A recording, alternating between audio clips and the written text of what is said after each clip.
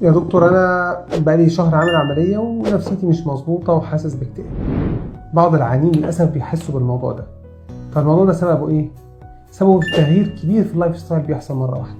ولكن اهميه يكون معاك لايف كوتش او اخصائي نفسي علشان يكنترول القصه دي لو الدنيا زادت من الناس اللي موجود عندنا في التيم. والموضوع الاهم من كل ده ان العيان يبقى فاهم العمليه كويس جدا، ان العمليه ديت حل سحري لاوجاعه، لمشاكل السمنه المفرطه، هيتزامن مع حرمانك من الاكل وعدم وجود الاكل في حياتك كحاجه واخده جزء كبير من يومك. هيتزامن معاه صحتي بقت احسن، حركتي بقت احسن، نومي بقى احسن، اللبس شكله عليا بقى احسن. انا بكلمك عن اول شهر.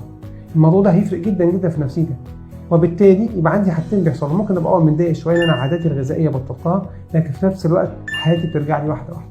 لما العيان يبقى فاهم ده كويس نفسيته بتتظبط، بالعكس بتبقى احسن. ويجي لنا نفس العيان بعد 4-5 شهور من العمليه يعني فيري جريتفول ومبسوط جدا وسعيد جدا ان حياته اتغيرت بعد ما كان شخص السمنه حبساه وسجناه لشخص حر طليق يقدر يتحرك ويعمل كل اللي هو عايزه.